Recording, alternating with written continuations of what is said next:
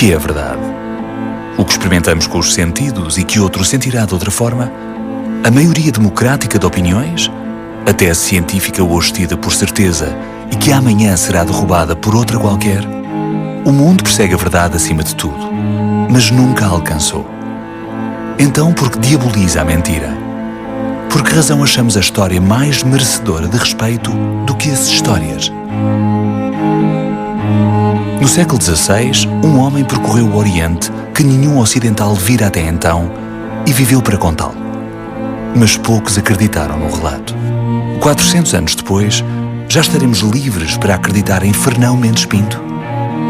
Ou será que a verdade sequer importa alguma coisa quando falamos da peregrinação?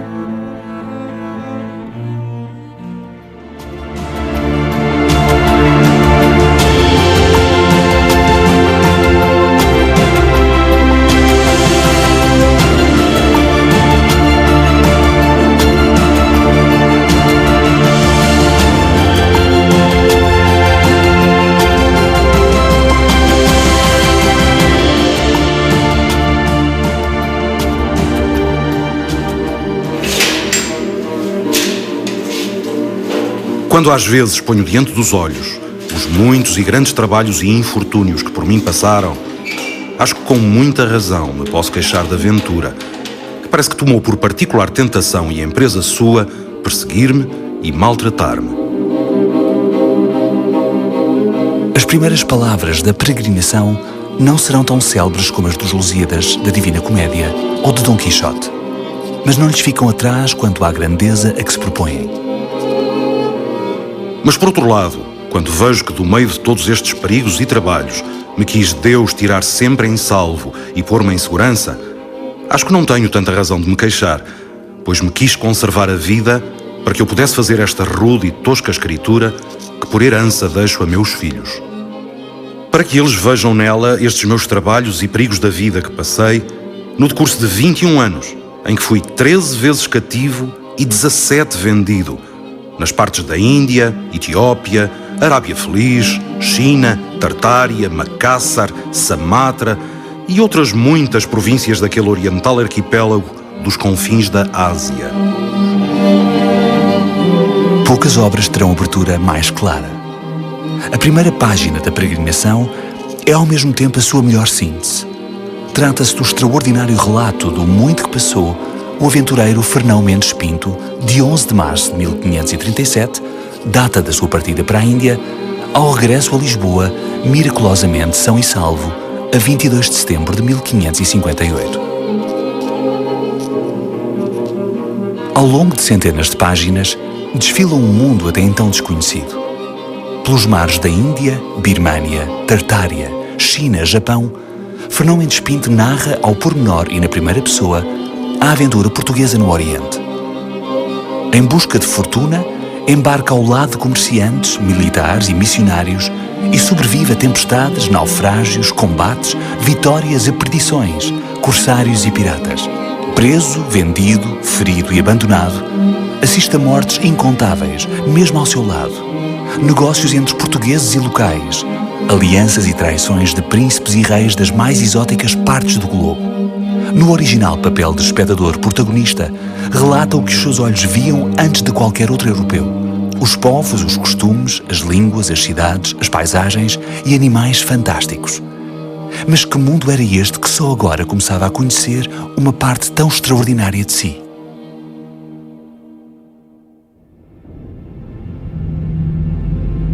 1494. Ano e meio depois de Colombo descobrir o Novo Mundo, e num tempo em que o Papa perdia poder para os reis, Portugal e Castela celebram o Tratado de Tordesilhas. Acordavam dividir o mundo em dois, metade para Dom João II, metade para os reis católicos. Perante a estupefacção de monarcas como Francisco I de França, que questionará a parte do Testamento de Adão em que este legava o mundo a portugueses e castelhanos, os reinos ibéricos dividem as terras descobertas e a descobrir pela linha imaginária que marcava 370 léguas a oeste de Cabo Verde. Ainda mal se tinham colocado as assinaturas no tratado e já Vasco da Gama encontrava o caminho marítimo para a Índia na expedição de 1497-1499. Um ano depois, alegadamente por acidente, Pedro Álvares Cabral descobria o Brasil. Está no auge uma época irrepetível de navegação, descoberta e comércio. Portugal e Castela degladiam-se pelo trono do mundo num movimento que pode, com justiça, denominar-se de primeira globalização. De ponto minúsculo no mapa, com uma população pouco mais que irrisória, Portugal desdobra-se pelas 7 partidas do mundo. O primeiro quer expandir-se, o segundo quer fazer comércio, terceiro, espalhar a fé cristã. Portanto, através desses 3 grupos, dos missionários, dos aventureiros e dos comerciantes, temos o centro de gravidade da nossa expansão, que com 1,5 milhão de habitantes cá em Portugal é absolutamente espantosa. Eu vou morrer sem ter percebido como é que isso aconteceu. E como é evidente, nós se olharmos para aquilo que é o mapa mundi, verificamos que as linhas de comunicações são extremamente extensas. E elas são extensas não só entre a metrópole e o Oriente, como entre as próprias posições do Oriente. Nós basta vermos qual é a distância que vai, por exemplo, de Hormuz a Goa, qual é a distância que vai depois de Goa a Malaca, depois de Malaca a Macau e de Macau ao Japão. Portugal aposta intensamente na carreira da Índia. Negocia animais, minérios, madeira, âmbar, especiarias. O que os portugueses desenvolvem na Ásia no século XVI é um império marítimo que vai conseguir combater e discutir a hegemonia nos mares da Índia, da China, do Sudeste Asiático, com os muçulmanos. Mas tem uma forma peculiar de fazer esse combate. Por exemplo, quando Vasco da Gama chega à Índia, não deixa de ser interessante que a primeira coisa que ele faz é oferecer armas. E quem oferece armas a potenciais inimigos está a manifestar claramente uma vontade de relação amigável e uma enorme confiança, quer no interlocutor, quer nas suas próprias capacidades. O segredo desta bem-sucedida expansão ao Oriente não residia, pois, na supremacia bélica, mas na habilidade para negociar, na busca de entendimento, no acordo. Quando Macau nasce, Macau para mim é muito o exemplo de convergência, é um entreposto de convergência de interesses comerciais, ponto final. Macau nasce como convergência de interesses comerciais, perfeitamente legítimos.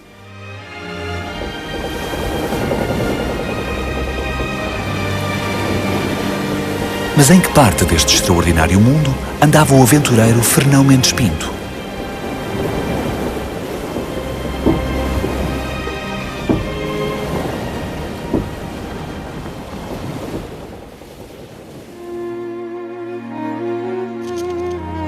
Tomando por princípio desta minha peregrinação o que passei neste reino, digo que depois que passei a vida até a idade de 10 ou 12 anos na miséria e estreiteza da pobre casa de meu pai na vila de Montemoro Velho, um tio meu, parece que desejoso de me encaminhar para melhor fortuna, me trouxe à cidade de Lisboa. E isto era no tempo em que se quebraram os escudos pela morte de El-Rei Dom Manuel, de gloriosa memória.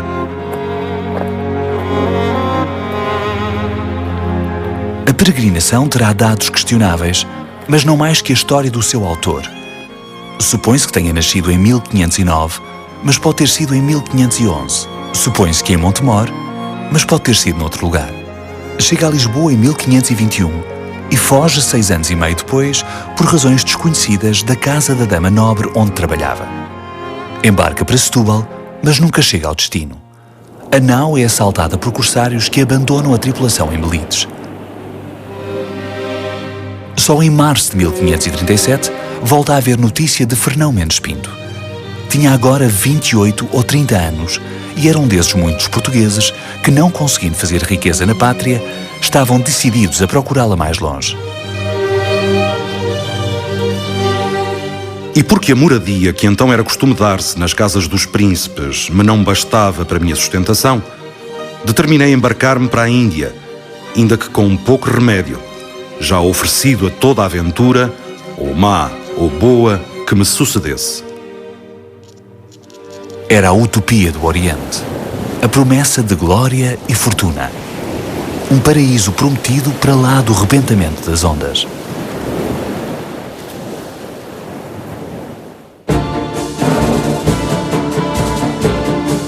Depois de resumir intenções e memórias de juventude, Fernão Mendes Pinto embarca na jornada do Oriente. Um capítulo para contar o que a vida foi até aos 30 anos e 225 capítulos para os 21 anos seguintes.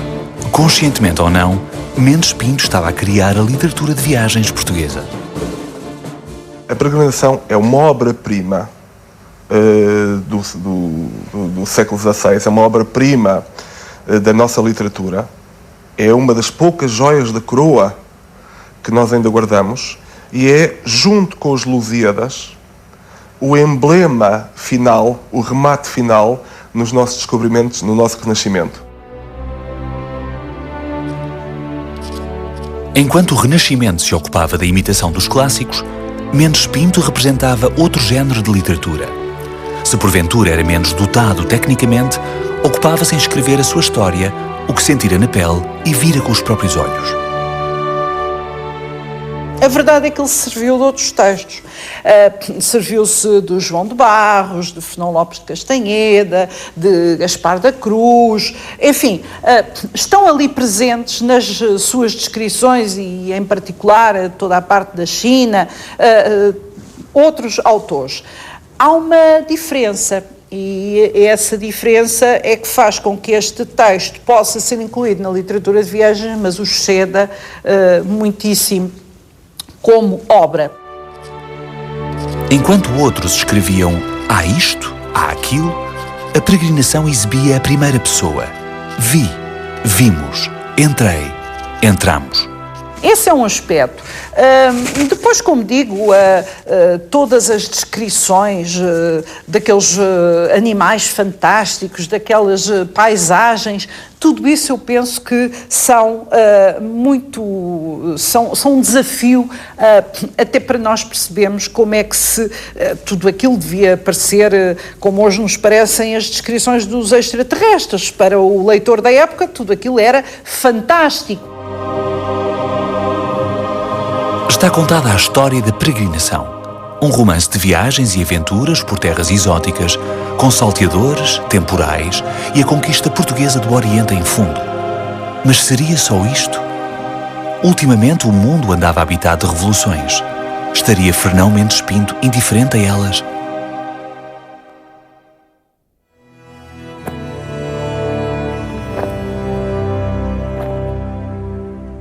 O mundo vingativo e Deus paciente. O mundo ruim e Deus muito bom. O mundo mentiroso e trapaceiro para os que são seus e Deus verdadeiro e claro e doce e suave aos recolhidos na sua oração. E que presença divina, que promessa constante de paz e perfeição seria esta?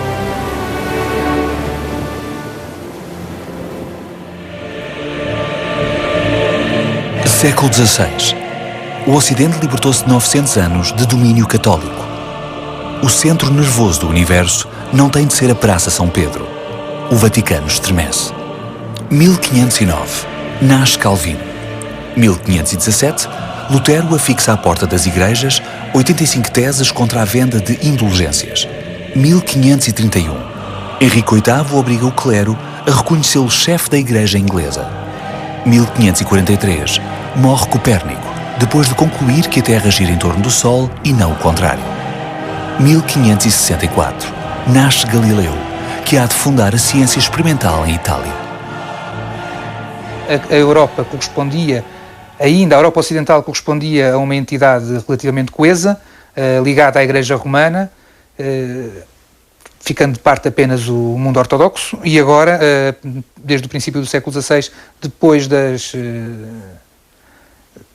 das pregações de Martinho Lutero, vai-se dividir, vai-se cindir em duas, a que fica ligada fiel a Roma e o mundo protestante, que se vai partir ele próprio em diversas confissões, e esse é um aspecto muito traumático para muitos dos europeus. Em paralelo, o homem já não é o centro do mundo. Não tem um cosmos a servi-lo, mas aprende com os melhores do seu tempo.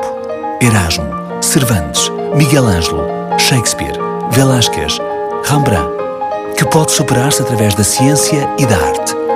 O mundo está a nascer de novo, para quem esteja disposto a acompanhá-lo.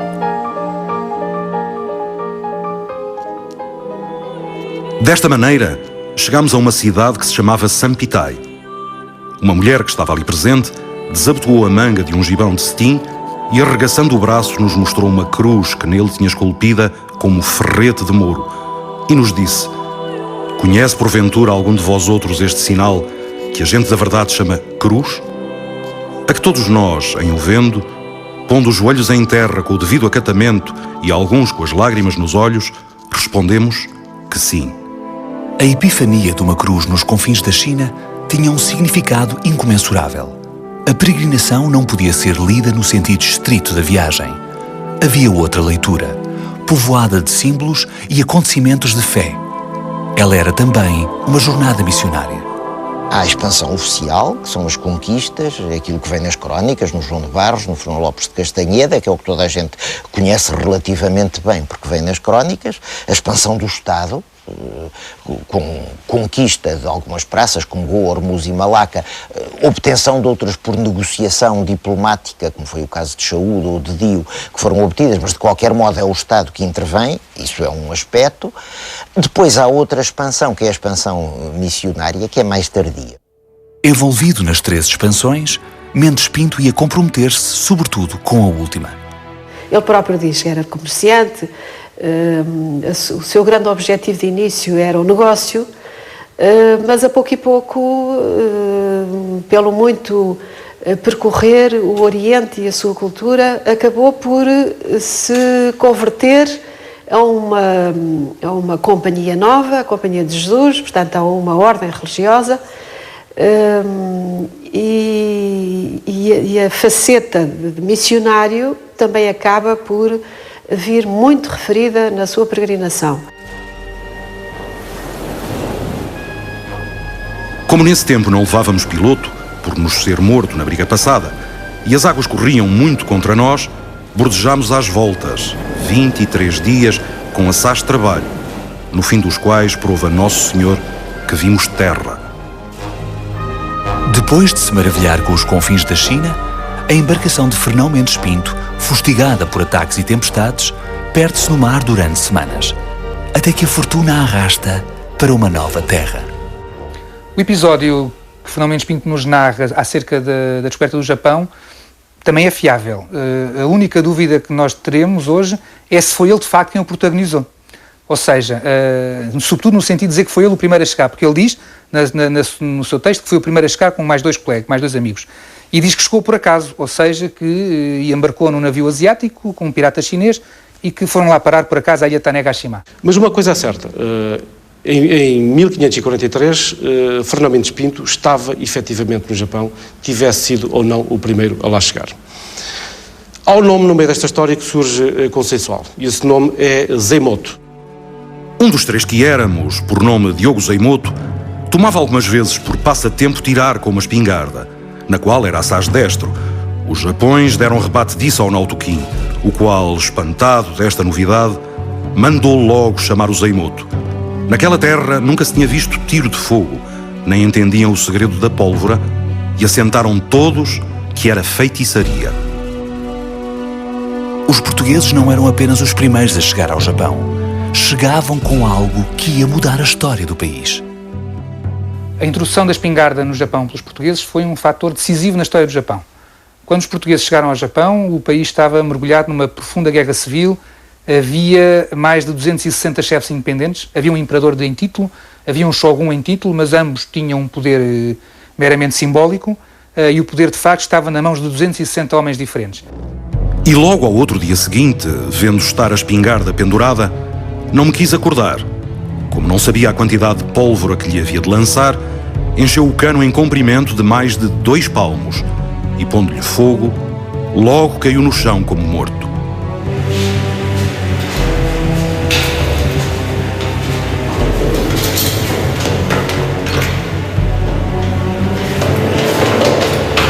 O acidente com o filho do rei ia resultar em mais uma prisão para Fernão Mendes Pinto, mas de novo por pouco tempo.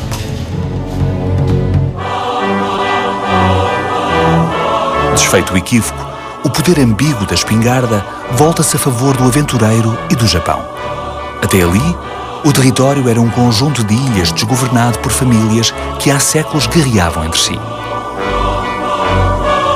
A espingarda vai introduzir a superioridade que conduz à unificação do território e dá capacidade de defesa a ameaças externas. Os japoneses aprendem de tal modo o fabrico da arma que, quando Mendes Pinto regressa ao território, conta, só na ilha de Kyushu, cerca de 30 mil espingardas. E só isto explica como o Japão, que estava retalhado em mais de 260 chefias em 1550, fosse, em 1614, um país unificado. Ainda hoje, todos os anos, no último fim de semana de julho, em Nishinomoto, isto é, na ilha de Tanegashima, onde os portugueses chegaram pela primeira vez, os japoneses celebram efusivamente um festival. Esse festival tem um nome curioso, que é o Festival da Espingarda, Teppo Matsuri. Na Europa, longe destes acontecimentos, reina uma nova época de terror. Reagindo contra o protestantismo, a Igreja Católica renova a força de algumas armas antigas, o Índex e a Inquisição. Estipula que obras podem ser impressas. A outra convida as populações a denunciar hereges que seriam depois conduzidos à tortura e à fogueira.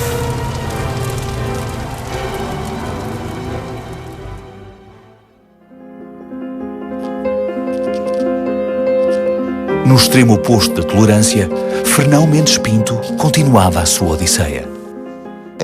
Exatamente o que me atrai mais em Fernão Mendes Pinto é aquela abertura a todas as civilizações, ao homem que subjaz a todo, ao homem com letra grande que subjaz a todo o homem com letra pequena com que ele cruza nas suas peregrinações.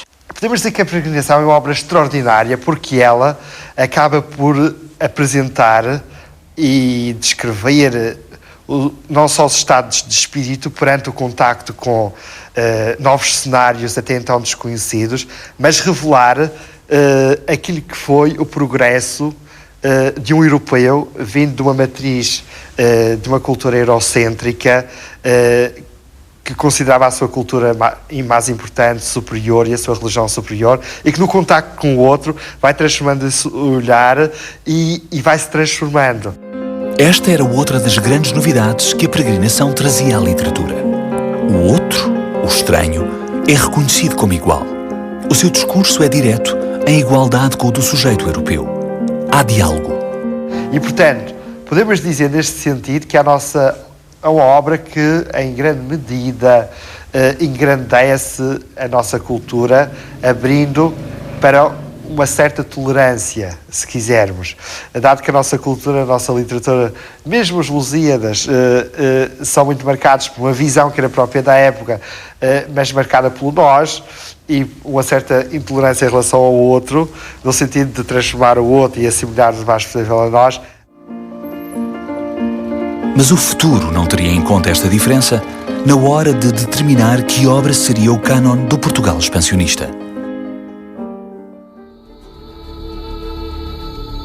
Absolutamente contemporâneo de Fernão Mendes Pinto, Luís Vaz de Camões terá nascido por volta de 1524. Igualmente aventureiro, andou pelo norte de África e pelo Oriente, pagando pelo seu caráter com a perda de um olho, o degredo e a quase perdição do manuscrito original dos Lusíadas. O poema épico mais célebre da literatura portuguesa celebrava o povo português enquanto herói coletivo, encabeçado por Vasco da Gama na sua jornada marítima para a Índia. Desconhecemos se Camões e Mendes Pinto ter-se-ão alguma vez, em alguma parte desse imenso mundo, cruzado, mas as comparações entre ambos são inevitáveis. É a obra maestra a par dos Lusíadas. O que acontece é que, como os Lusíadas são um bocado, sem querer ofender Luís de Camões, um bocadinho lambotas, quer dizer, a parte dos Lusíadas tem um décimo de crítica, que é o episódio do Velho do Restelo, e 9 décimos de panegírico. Se os Lusíadas contam a epopeia dos portugueses e da nação portuguesa, estabelecem o mito de Portugal e do Império Português daquela forma magnífica, épica e fabulizada à maneira dos clássicos, e, portanto, é uma epopeia idealista, se assim quisermos dizer. A peregrinação é exatamente o contrário. Tem 1 décima de panegírico e 9 décimas de crítica, autocrítica. e por ser autocrítica foi sendo esquecida e foi sendo maltratada, dado que Portugalinho nunca gostou muito de ser criticado. A peregrinação é uma espécie de epopeia realista, que no terreno, e descrevendo passo a passo, através de um português vagabundiano e contactando com imensos povos, e exercendo vários cargos, desde tradutor, comerciante, embaixador, seduzindo soberanos que o convidam para exercer cargos. Seria então por isto que a peregrinação não merecia um reconhecimento lado a lado com os Lusíadas? Porque o povo eternizado em ambas as obras aceitava melhor um elogio que uma crítica? A peregrinação não tem uma crítica ao comportamento da coroa portuguesa e da Igreja Católica no Oriente, tem dezenas. Eu diria que o mais importante, uma parte substancial da peregrinação, é uma crítica ao comportamento dos portugueses. E isso é, a meu ver, altamente patriótico do Fernão Mendes Pinto. No fundo, olharmos para todo o percurso de vida de Fernão Mendes Pinto, para aquilo que ele foi, para aquilo que ele fez, um mercador, um soldado, um marinheiro, um pirata, um diplomata, um negociante, e visto também a epopeia dos portugueses no Oriente, não deixa de ser curioso que emerge aqui o que é o ser português. Um sonhador ativo, com um certo fundo prático e realista. Eu penso que Camões e Fernão Mendes Pinto são dois grandes patriotas, são dois grandes apaixonados por esta dama que nem sempre merece os amores de que alvo, chamada Portugal. Mas a história marcou Fernão Mendes Pinto com um estigma difícil de lavar, o da mentira. Ele diz que encontrou o filho do Shah da Pérsia a passear na China, ao serviço do imperador da China, e o filho do Shah da Pérsia, de Shah Tahmasp, nunca lá esteve, e outras coisas assim. Portanto, nesse aspecto, mente. Embora a peregrinação, grosso modo, seja um texto fiável, há aspectos que nos parece se andarem mais pela utopia e, portanto, serem parte mais inventados. O episódio que seguramente Fernão Mendes Pinto não terá vivido é a passagem pelo interior da China. Assim que a peregrinação é dada à estampa, o rótulo da mentira cola-se-lhe como uma segunda capa. Mas teria real fundamento o adágio popular que então nasceu? Fernão Mendes, minto. A história do Fernão Mendes Minto, que terá sido um adágio popular criado pelo povo, eu penso que essa história devia ser investigada e é um caso de crime de lesa pátria, levado a cabo, suponho eu, pelas sucessivas inquisições, pelos sucessivos poderes censórios, pela nobreza, pelo clero. E quando Fernão Mendes Pinto chega a Portugal e começa a contar tudo o que vivera na Ásia, eu creio que era mais fácil para as pessoas pensarem que aquilo não era possível, que não era verdade, porque, na realidade, o mundo asiático era completamente impensável e difícil de conceber para um europeu. Eu não estou a ver o povo que não lia a obra do Fernão Mendes Pinto, porque não era permitido, embora fosse um best-seller por toda a Europa ao longo do século XVII. O Fernão Mendes Pinto foi praticamente censurado em Portugal, sempre amputado ao longo de todos os séculos, praticamente até o século XX. E eu não estou a ver o povo a fazer um gozo com um livro que não leu. Mendes Pinto contava coisas extraterrestres, visões que nenhum outro europeu jamais tivera. Isso terá sido difícil de aceitar. Por outro lado, criticava a corrupção, a tirania, a monstruosidade de muitos atos portugueses no longínquo Oriente.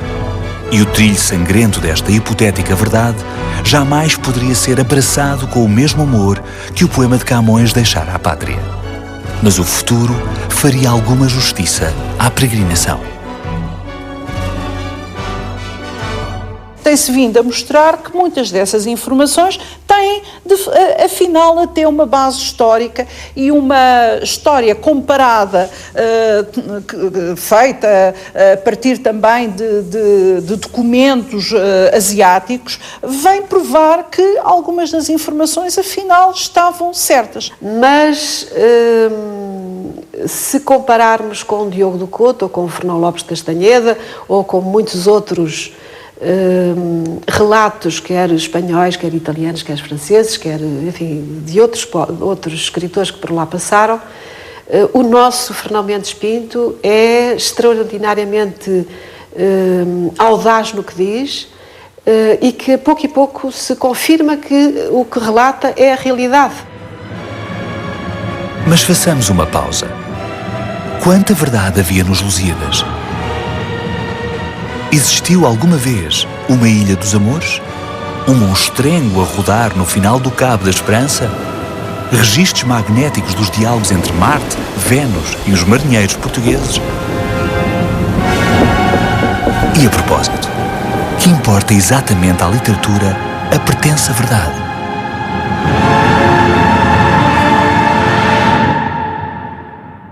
Do meu ponto de vista, isso tem interesse, como se lemos esta história como um documento, tem interesse desse ponto de vista, mas desvia daquilo que é o mais luminoso deste texto, que é a sua elaboração já ficcional. E nesse aspecto, de facto, o Fernão Mendes Pinto faz ali umas construções claramente ficcionais. O que é que quer dizer com isto? Muitas vezes ele utiliza histórias que pertencem a outros e que estão narradas por outros, e todas elas ele incorpora na sua biografia. Portanto, é um homem com uma vida absolutamente espantosa, que vem depois ali para Almada, onde acaba os seus dias, e que conta a sua vida com os lapsos de memória naturais de uma altura em que não havia meios de gravar ou de fixar aquilo que tinha sido a vida de uma pessoa, mas que ele depois conta, não muito diferente daquilo que aconteceu com o Marco Polo, uns séculos antes, não é? Quando escreveu o Milione, também foi muito questionado sobre a veracidade daquilo que ele dizia. Corremos avante até Lamau, onde nos provemos de alguns mantimentos que nos bastaram até chegarmos a Malaca, onde achámos o padre-mestre Francisco Xavier, reitor universal da Companhia de Jesus, nas partes da Índia, que havia poucos dias que chegara de Maluco, com grande nome de santo na voz de todo o povo, por milagres que lá viram fazer, ou, para mais acertado, que Nosso Senhor por ele fizera. De repente, quando a peregrinação avança para o seu último trecho e aparentemente já nada de novo nos poderia surpreender, surge uma personagem luminosa. Inclinando a cabeça sobre o púlpito, disse aos que estavam presentes: dizei um Pater Noster e uma Ave Maria pela vitória que Deus Nosso Senhor agora deu aos nossos contra os inimigos da sua santa fé. E dali a 6 dias chegou um balão em que vinha Manuel Godinho a pedir alvíceras ao capitão desta vitória. Disse que fora o domingo de antes, às 10 horas do dia, que pela conta se achou que fora na própria hora em que o padre o disse no púlpito, pelo que sem dúvida que Deus Nosso Senhor lhe o revelara em espírito. É das passagens que mais me impressionam, pela atualidade que tem. Portanto, no momento em que a Europa está muito preocupada no diálogo interreligioso, nós não nos podemos esquecer que esse diálogo foi iniciado por São Francisco Xavier há 500 anos. A isto acudiu o padre muito depressa e, vendo a nau da maneira que estava, levantando as mãos ao céu, disse alto: ó Jesus Cristo, amores de minha ânima, vale-nos, Senhor, pelas 5 chagas que por nós padeceste na árvore da Vera Cruz. E logo naquele breve instante, milagrosamente a nau tornou a surdir sobre a vaga do mar. Seria isto ainda religião? Missionação? Ou algo mais profundo, que representava o surgimento deste homem no corolário da peregrinação? E que queria afinal dizer este título? Um relato de viagem? Uma crítica à epopeia portuguesa? Um périplo missionário? Eu creio que a peregrinação tem sido lida como um romance, tem sido lida como um livro de história. Não é nada, porque é tudo, quer dizer, é de tudo um pouco, mas não é exatamente nenhuma disso. Tem-se chamado pouco a atenção para um outro aspecto, que é o aspecto filosófico, o aspecto de peregrinação interior que existe. Quer dizer, não é só peregrinação porque o autor anda de lugar em lugar, é peregrinação também porque há uma peregrinação em busca da verdade por parte do autor. Na sua peregrinação, o Fernão Mendes Pinto descreve-nos também, ou acima de tudo, inclusive, uma caminhada espiritual, que é uma caminhada ascética. É uma caminhada de quem se vai desprendendo da vida intensa que tinha levado, que era uma vida de comércio, roubo. É uma coisa confusa, porque aqueles aventureiros do Mar da China do meados do século XVI, tanto são diplomatas, como são ladrões, como são piratas, como são guerreiros, como são mercenários, como são simples comerciantes, como até são apóstolos, ou seja, são missionários. Ele próprio diz que, por um lado, sofreu e todos esses sofrimentos o marcaram muito, mas tem que dar graças a Deus por se ter salvo. Todas as aventuras que vai contando, de alguma forma, são o seu penitencial. A peregrinação não era a epopeia nem a missionação. Era a confissão de uma caminhada com um sentido muito claro, o da ascese, da salvação. No decurso dos anos, Fernão Mendes Pinto assiste e participa de atos de pirataria, violência e traição. Confessa os seus erros. Confessa a sua decepção com homens que pensava nobres e se revelam cruéis. A pouco e pouco, afasta-se deles e aproxima-se das gentes que encontra nas partes mais remotas do mundo, até à chegada de São Francisco. E que se revela o homem bom. E as passagens finais, as últimas 100 páginas da peregrinação, são quase um desaguar. Olha, encontrei um português decente, encontrei um dos nossos. Francisco Xavier, digamos que é português honorário, falava um excelente português. Encontrei um português decente, encontrei alguém que anda a tentar fazer uma coisa decente aqui nesta terra. Yupi! E aí há uma certa paz no final da peregrinação, que é essa busca do homem decente que lhe levou 20 anos e que finalmente desagua em Francisco Xavier. Mendes Pinto passa a acompanhar São Francisco. Entrará mesmo por algum tempo para a companhia de Jesus. Por isso, a morte do padre é um golpe duro que Fernão compensa, dedicando-lhe as mais bem conseguidas páginas da peregrinação. Eu atrevo-me até a fazer uma pequena pausa e pegar na peregrinação propriamente dita e num parágrafo dizer: Chegado este Catur, em que vinha este santo corpo ao cais da cidade, as lágrimas e soluços foram tão gerais em todo aquele inumerável e cristão ajuntamento que só a vista daquilo bastava para todo o pecador se converter muito de verdade. Ainda hoje, todos os 3 de dezembro, o monumental túmulo concebido para guardar o corpo de São Francisco Xavier é destino de grandes romarias, independentemente da nacionalidade ou fé de quem ali se desloca.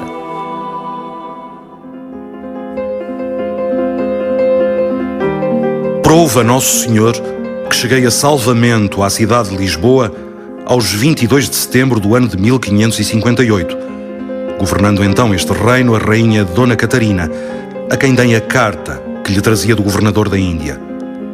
Ela me remeteu ao oficial que tinha então a cargo tratar destes negócios, o qual me teve os tristes papéis por 4 anos e meio. Determinei de me recolher com essa miséria que trouxera comigo, adquirida por meio de muitos trabalhos e infortúnios e que era o resto do que tinha gastado em serviço deste reino, e deixar o feito à justiça divina.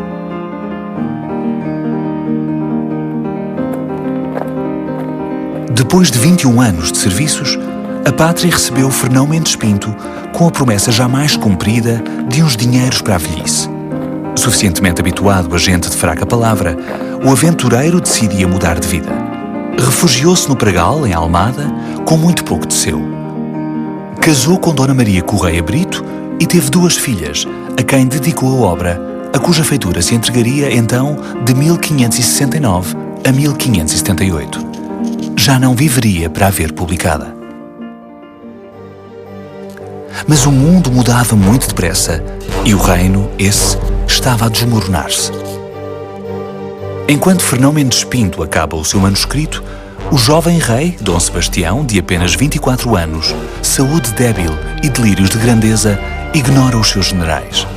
Parte para Alcácer Quibir, onde nos espera uma humilhante derrota, o desaparecimento de Dom Sebastião e de boa parte do seu exército.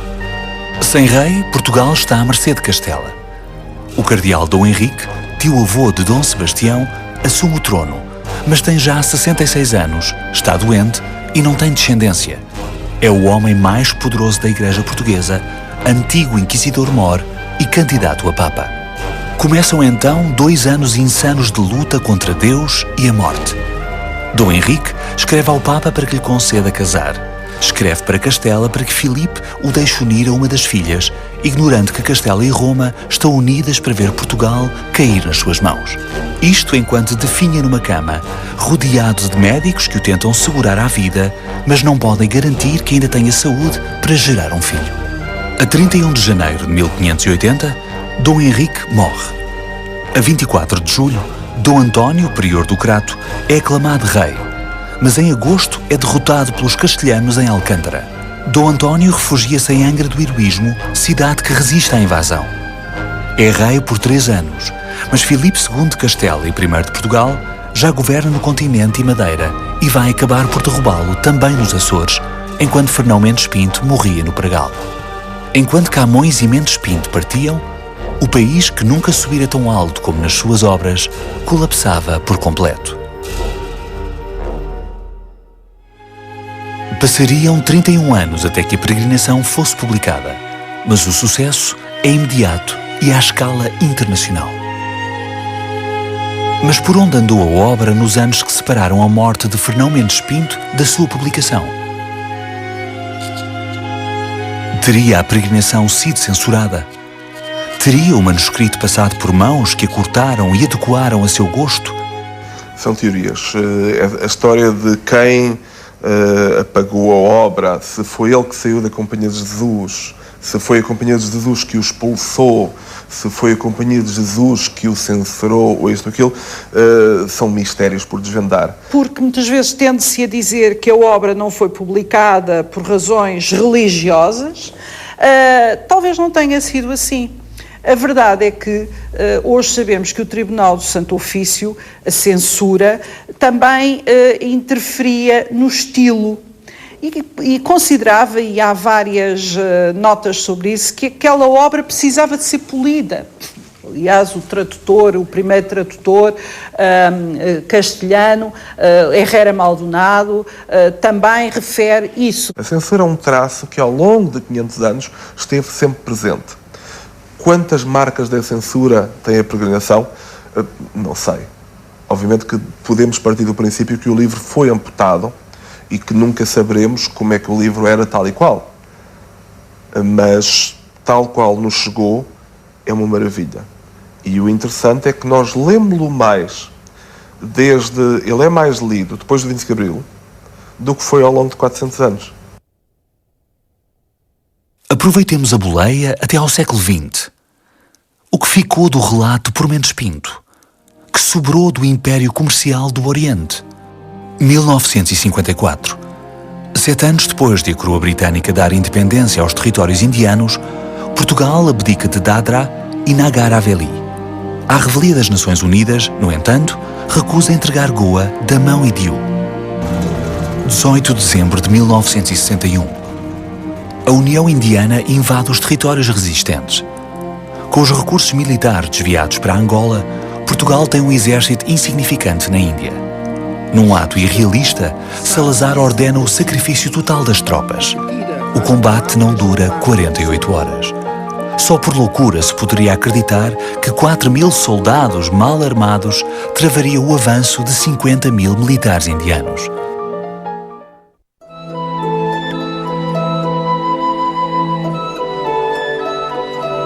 Em dezembro de 1966, os pró-comunistas conduzem um motim que leva Portugal a recusar a ocupação perpétua de Macau. As negociações demoram-se por 20 anos, até que a data de 20 de dezembro de 1999 é estipulada para o regresso à soberania chinesa. E do próprio Fernão Mendes Pinto, que memória se eternizou dele. Almada erigiu-lhe uma estátua no Pragal, o lugar onde passou os últimos anos de vida, redigiu a peregrinação e viria a morrer. E o país inteiro guardou-lhe lugar a bordo do Padrão dos Descobrimentos, de costas para a Praça do Império e ali mesmo, diante do princípio do mar imenso. Fernão é a terceira figura a contar do fim, do lado direito. Está diante de Dona Filipa de Lencastre, com o bordão de peregrino e viajante. Ainda que curvado ao cansaço e infortúnio das suas viagens, chegou a um dos mais célebres bilhetes postais de Lisboa. Nada mau para um mentiroso.